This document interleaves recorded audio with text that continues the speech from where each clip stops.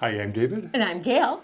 And we're here to talk about our backpacks and what we have in them. And why are we talking about our backpacks and what we have in them?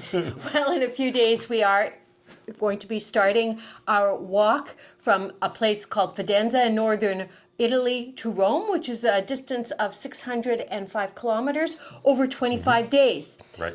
We carry everything on our back. That's right, yeah. So we will be staying in hotels, so there's not going to be any sleeping bags involved. We're not staying in pilgrim hostels, for example, where you might need sleeping bags or other such stuff. But I think the important thing to remember is that whether we're hiking for 5 days or 50 days, it really doesn't matter. It's going to result in the same kind of pack that we're carrying today. We would be able to do both of those things with the same stuff that we have right now, except maybe for medications and a couple of other things that get consumed as we go along. Sure, so I hope that this is applicable to you regardless of where your big hike will be. Mm-hmm. And one of the things is we try to do is try to keep the weight of our backpacks to within 10% of our body weight, which can be kind of tricky. We both have our issues as far as that's concerned. Yes, I mean, it's just that there are necessities. For example, medications can weigh heavy. David's got camera equipment. Yeah. So it's that type of thing. As responsible as you try to be, there's only so far that you can slim it down. And, depending on your weight, I can't quite get it to 10% of my body weight. It just doesn't work. Yeah. So I do my best. And for me, it's I'm actually closer. I have, I guess you could call it more scope, being a fairly big guy. My backpack right now is I've actually been working quite hard to lighten it up. It's about 16 pounds, and then but I also have my camera equipment, which I'm going to need. And by the way, I'm going to be talking about the camera bag and what's in it in a follow-up video coming up later on. This week. For sure.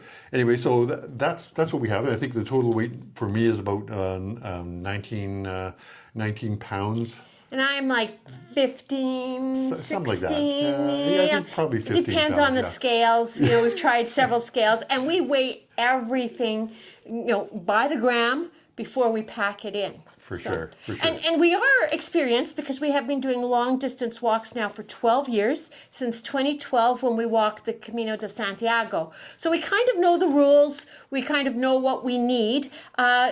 Time changes with new technology, so there are more lightweight items. We also changed. For example, our knobbly, buniony feet have gotten worse over these years of walking long distances. So that has its own challenges too. That's right. And to that extent, I think we'll what I forgot to bring with me is my boots.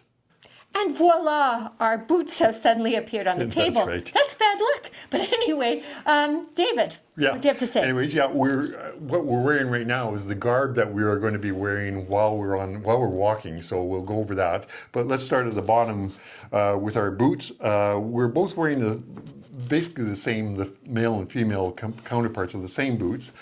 These are from a manufacturer called Ultra, and they're very popular with the backpacking community. These ones happen to be the Lone Tree all-weather 2 boots. They have some sort of a Gore-Tex-like waterproof material in them. They sort of work okay, as much as Gore-Tex works in any kind of boots. The other interesting feature of these boots is that they have there's no rise between the sole and the toe. They're actually the same height, so there's no usually the sole is quite a bit higher, so you get a sort of an incline. These are more level. It takes a little bit getting used to, but they're said to be a more natural approach to walking. Now, the other more important feature, though, for us is that they have a wide toe box. So we both, as Gail mentioned, we both have issues with bunions and what have you. The wide toe box manages to mainly sort of clear that kind of issue, and also it also helps prevent blisters. We really don't get blisters No, when we we're, don't. we're We'd be traveling. very so, lucky. So that's the boots. I'm just going to Sure. plop those down on the ground. And may right I there. say, David said that, because of the construction, it's a little bit different gait. So we do practice with these. The shoes and the sock, that combination is so vital. So, for example, I wear smart wool socks, a medium weight. David uses a different sock. Yeah, I use darn tough medium weight hiking socks. They have a lightweight too, but I find it's just too light, and they can cause hot spots. So I stick to the medium weight. But that's something that you discover yourself when you're doing your And you test don't walks. discover it on the trail. Yeah. You do it at home first. Yeah, Okay. for sure. So that's that. Let's get rid of these poles let's put down our things here. How about our hats? Oh, okay. These are sun hats. We're both wearing outdoor research. David's got a bucket hat. Mine is, it can actually double as a city hat when I'm at the museums. For sure. And I'm also lightning, other than having a very lightweight hat as well. This is a sun hat, a UPF 50 plus hat, by the way, so it does offer sun protection. This one's made by Outdoor Research, as is Gail's. And take it off and it reveals my new haircut, which is also ultra lightweight, is suitable for going through the hot Tuscan countryside. It's going to be many weeks before we are back getting haircuts, unless we get some European ones. That could be fun, couldn't it? That could be fun, yes. Okay. So as Gail mentioned, this is the garb that we're going to be wearing while we're walking. Everything else has to fit into our backpacks. And I'm basically wearing 50% of the wardrobe that I'm bringing with me. This happens to be, again, a UPF 50, nice sort of loose, lightweight t-shirt that I can pull up, make it into a short sleeve as required. But it's a very comfortable t-shirt. I also have a Columbia very lightweight shirt that I can wear either instead of this or actually put on top of this for a layered effect if it happens to be a little bit on the chilly side. I don't think that's going to happen where we're going. We're heading to Rome in the early fall, and the temperatures are still quite high. So yeah. And then for pants, I'm wearing convertible pants. These are the OR, or Outdoor Research pants. They're the Ferocity convertible pants. Also very nice lightweight pants.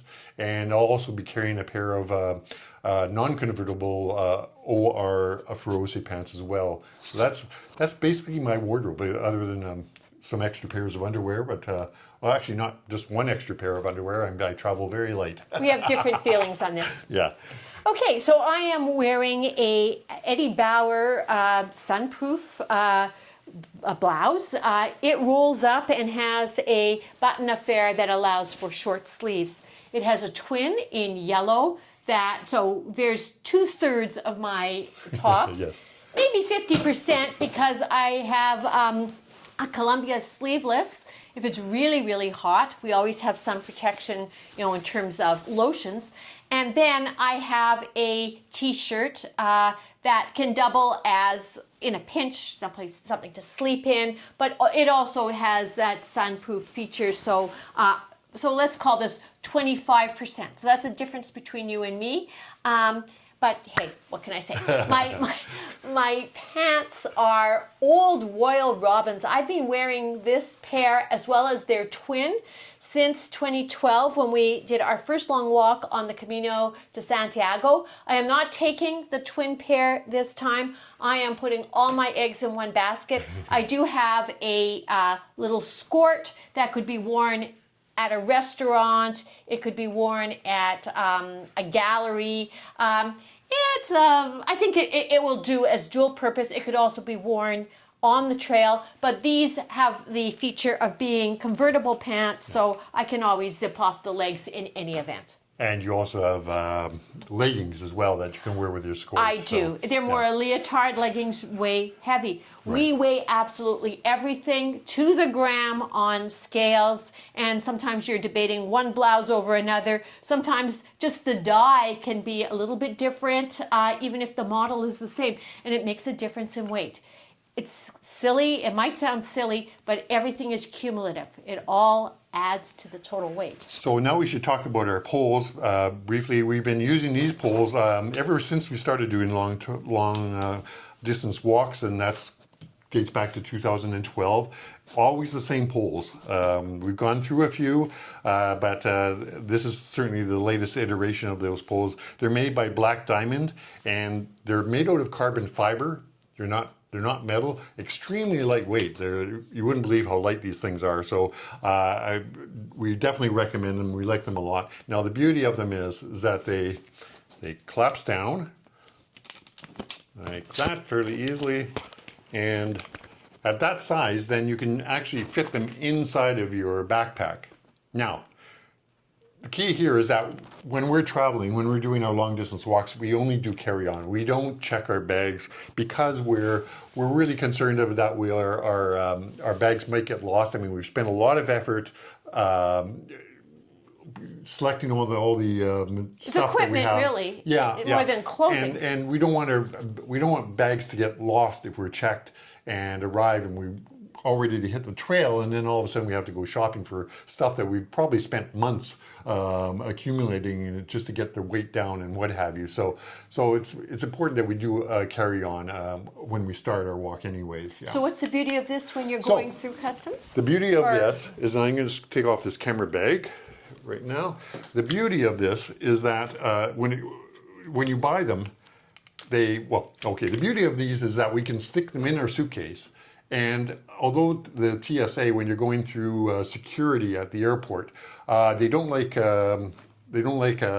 hiking sticks at all, and you'll get stopped and maybe told you can't bring them with you. However, since 2012 we've put these in our backpacks. We've done carry-on luggage, and we've never been stopped because of these hiking sticks that we have. And I think it's because of they're made out of carbon fiber. Now the other trick that we do as well is that when you buy these sticks, they come with a steel tip on them. My thinking is that those steel tips are what tips off the TSA if you're going through. So what we do is I remove those steel tips because they make a loud clanking noise anyways when you're walking. You really don't want them. And you replace them with the sort of the rubbery soft tips that also comes with the poles. So you install those, but then I wrap around a couple of layers of Gorilla Tape just to bulk up the size of it. And then we carry a whole bunch of these little Black Diamond rubber tips that then fit over top of that. So we really want these to start with anyways, because they make the walking just a lot more quieter. You're walking quite a bit on pavement, so these work out quite well. Sure, so, but they do wear down. We have done studies over the years. The Black Diamond brand is the superior. Yeah, with it, there's a bit of it's robust, and so they're a bit heavier, but that is one of those things that you really do want to carry. Worth the weight. Yeah, so we definitely recommend our poles. We've done the research, and we've certainly done used them practically for 12 years now, really. So we can definitely recommend them. What about our backs? On to our backpacks. So as I mentioned, this is only carry-on. The backpacks themselves, these are backpacks made by Hyperlight, and these are the Southwest 2400 backpacks. What's unique about these backpacks, other than the fact that they're fairly pricey, what's unique about these is that they're made out of a fabric called Dyneema. It used to be called Cuban fabric, but now it's called Dyneema. It's basically a very lightweight fabric, but it's also waterproof. So these bags are essentially waterproof. The water can get in just because you have seams where you have all these attachments to it. So it's a possibility of water getting in there. Also, as you're walking, just because of the bending and abrasion and what have you, you can get little pinpricks here. So you always want to make sure you carry around a Dyneema repair kit, which you can purchase from Hyperlight as well. Weighs essentially nothing. So this is another reason why we wouldn't ever want to check our bags, because there's a certain fragility to this magic fabric. Yeah, for so sure. it would likely tear in the process. For sure. And so the weight of these bags, they're lighter than pretty much all bags that we've ever encountered out there. They're about, I think about 950 grams for the bag, and you know, they do everything that we've needed. We've used them for now several years. Pretty happy with them, and now we'll just dive into them. Now, first of all, we do have a little back pouch here, which is handy for carrying the things you'll need as you're walking during the day, and then 2 side pouches for our water bottles. And we'll just mention that when we told you the weight of our bags, it includes 1 full bottle of water, which is about 650 grams of water with a bottle. But we also carry a spare empty water bottle. Now, when we're going through customs, of course, both bottles will be empty, but and we'll refill them, of course, once we start walking. But anyways, what we do is we use these smart water bottles. We just carry the empty ones with us. They're fairly durable bottles, much lighter than the water bottles that you might buy at an outdoor store, for example. And they're kind of streamlined too, they're very long, narrow. Now, we do have a backup system in terms of tablets. Yes, in case we do run into trouble, we do have purification tablets that we bring, pristine purification tablets that we can pop a couple of those in the bottle of water, wait for a few minutes, and then be reasonably assured that wherever we got our water from, perhaps from a tap in a cemetery, for example, that we can drink it without dying, more or less. Or worse, get sick. So that's it. That's it, pretty much. Let's dive into these. These packs. So these are all top-loading packs, and they have a roll top, so you can see that they're designed to be more or less waterproof. Velcro. Now, what we have inside are laid vertically a series of pods, which themselves are waterproof. So if we have any of that leakage that David suggested, they should be doubly protected. Yeah, these are all little pods that you again buy from Hyperlight, and they have a small and a large size, and extremely lightweight, of course. Have a zipper on them, reasonably waterproof zipper, and yeah, we just put all of our stuff in those to carry with us, and there we have it. So we have 2, 4, 5.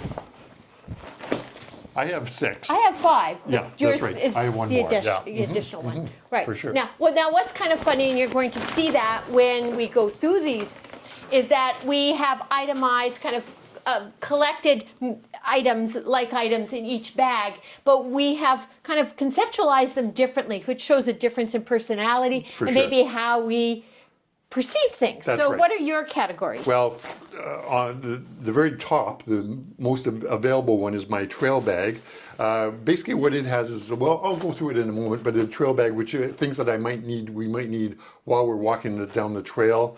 Then I have my outerwear in case we run into inclement weather. I have my waterproof hat in there. I have my clothes bag, which as you can see is pretty skimpy, not too much in there. I have my electronic / camera bag where I carry just chargers and that kind of stuff that I will need as we in the hotels. And then I have my hotel bag, which essentially has all the toiletries and things like that I'm going to have to use when we get to our accommodations. And at the very bottom is I have my shoe bag, which has my new pair of Allbird shoes inside. These are shoes that once we get to the hotel and we're going out around the town for the evening or what have you, or we're around the town on a 0 day, then I'll wear these very lightweight urban shoes, more or less. My urban shoes too are Allbirds. Yeah. In the past I've used Skechers and they've been very good, but I've been very happy with the new Allbirds. Yeah. So let me just tell you my categories. The first one would be, I guess, the equivalent of a trail bag. It's an outerwear bag, something that I might need if conditions change. Rain gear, different sun hat, something like that. Then I have Well, this is the problem. David has one clothes bag. I have something called an underwear bag, a tops bag for blouses and t-shirts, a fun wear bag, which is probably a bit of a misnomer, but it's just that when you're out on the town afterwards, you might need to sling a very light purse. You can't maybe wear a knapsack to a fine restaurant. Very, very light. It's also like a safe pack type of a purse. So it's clever, but you know, it's not frivolous. It's just different from my trail walking clothes. And then finally, I've got bits and pieces, which would maybe be miscellaneous. So just extra dental floss, a different wallet for a different currency, that type of thing. And then I guess what I could have put in one of the bags and should have is my what would you call it? My kit bag. So that actually really belongs somewhere else, and I improperly didn't put it in there because I don't want it to be imperiled by weather. So I will see to that. So we're not going to go through everything that's in here. I mean, it's all personal choice anyways, but the idea is to just measure everything and consider whether you're really, really going to use it. And if you're in the slightest doubt, then consider tossing it, getting rid of it. You want something that's going to be consistently used over and over again as you're walking, and preferably, especially clothing, things that are versatile enough that can be layered and that kind of thing. So you'll get maximum use out of the little bit of clothing that you happen to be carrying with you. So for a sunscreen, for example, you might just want to have a starter amount, and then you can always purchase some along the way. A lot of things are depleting on you. For example, your medications are getting lighter and lighter as you go along. So, you know, there's that to keep in mind. That's for sure.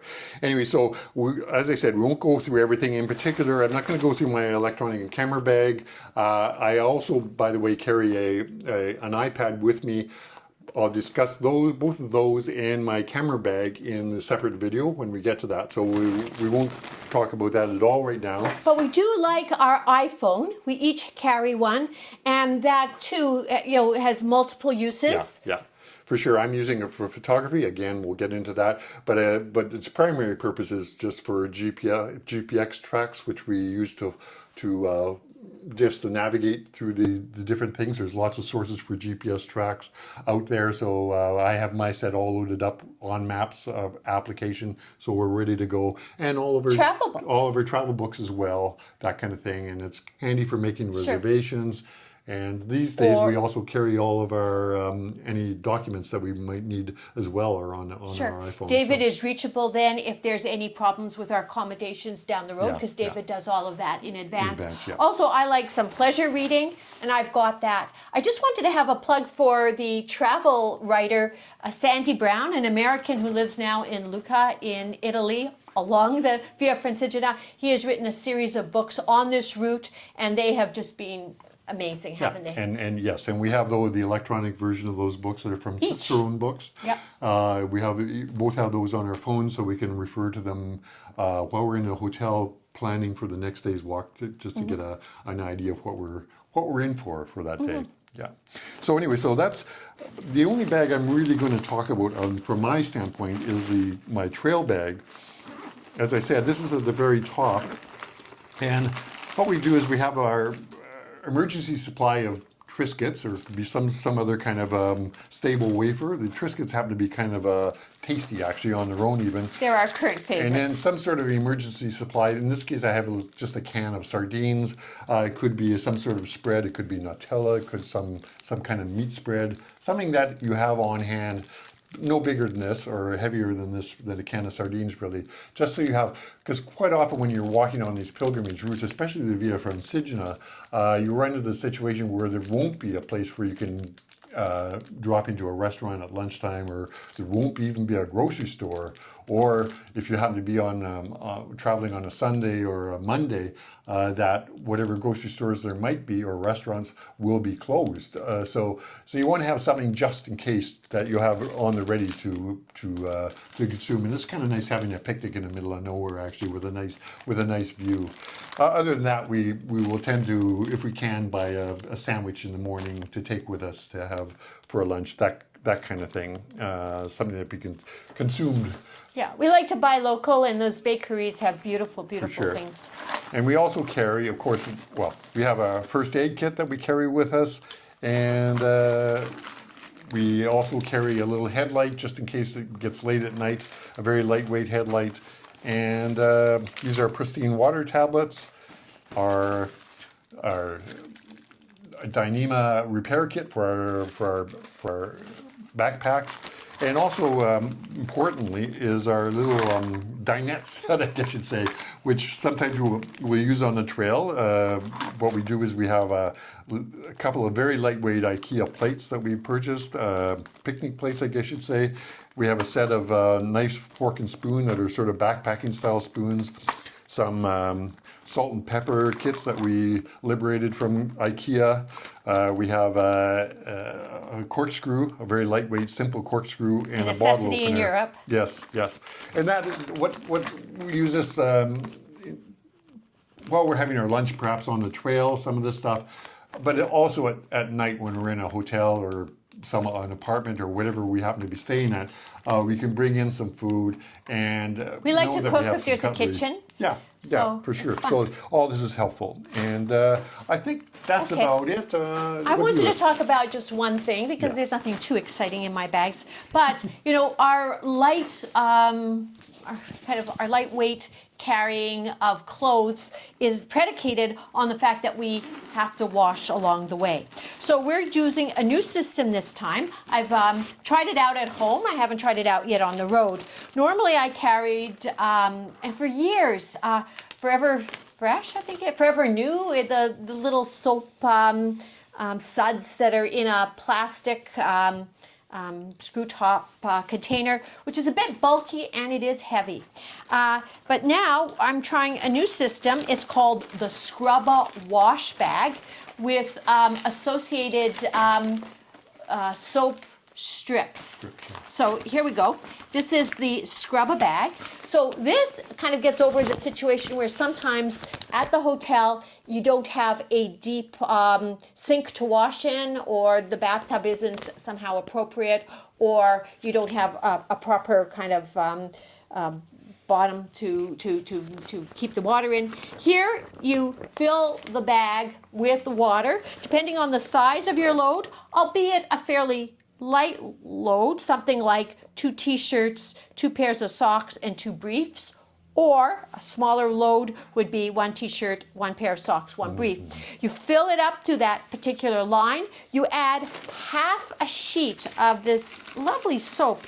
It's like processed cheese. It has the feel and the weight and the thickness. You can tear it at a perforation. Half is good for 1 load, whether big or small. Fill it with water, put in your soap, throw in your clothes, close it. There's a little valve here to express the air. You go, and then you just use a rubbing motion because there's kind of a built-in scrub word, yeah. Yeah, and you do this for just 3 minutes, empty it, clean water, do the same thing as your rinse, and voila, that's it. This dries very quickly overnight. I can attest to that. So we're going to see how this system works. Yeah. I think it's lighter. I also I know they're a bit on the heavy side when you weigh them, but inflatable hangers, I have 3 of them because sometimes there's just no place to hang your washing. We're kind of relying on our this to be quick dry fabric. It's light. This is why we're buying really technical clothing. And so this should work. But when they're nice and fat, when you inflate them, it also aids in the drying process. Yeah. So I think, I think that's it. The only other tip I could say is that, as I said, we're not going to go through everything because you're going to ultimately try to find things of yourself. I would try to make sure you get a nice little kitchen scale that you can even take it to the store with you when you're measuring things or we when have you're trying done things that. on. Yeah. Especially shoes, for example, if you're looking for lightweight shoes to pack with you. The other tip I could offer is that I often go when I'm searching on the internet and I'm looking for a product that will take with me. I'll check in with the backpacking community, people who do, for example, the Pacific Crest Trail, and there's a lot of information on the web, also YouTube videos on the web. So just search under ultra lightweight, whatever. For example, it could be ultra lightweight shoes, could be ultra lightweight hiking poles, whatever it happens to be, and you'll get a whole wealth of information that will perhaps likely lead you to a new place where you can find a product that might be suitable. That's, for example, how we came across the idea of using smart water bottles instead of going and getting these fairly heavy, expensive flasks that sometimes get used for carrying water on the trail. So, anyways. Yeah. The other tip is, we love to hear your comments, and we will certainly answer your questions to the best that we're able. We feel that we've done so many of these long distance walks over the 12 years. So, we've seen products come and go. We've changed. Yep. The scenery is always different depending on the walk. So, we'll try and give you what advice we can if you have any questions. Yeah. So in the meantime, I think that's it for us right now, and we got to get back to finishing our packing and getting ready to leave, which is just going to happen in a few days from now. Ooh. Yes. It gets a bit frightening. Okay. Until then, we'll say goodbye, and I hope you enjoyed this, that you'll subscribe and that you'll follow us on our trip. Walking trip on the Via Francigena from Fidenza to Rome, coming up very shortly. Fingers crossed. And we'll see you then. Okay, bye-bye. Bye-bye.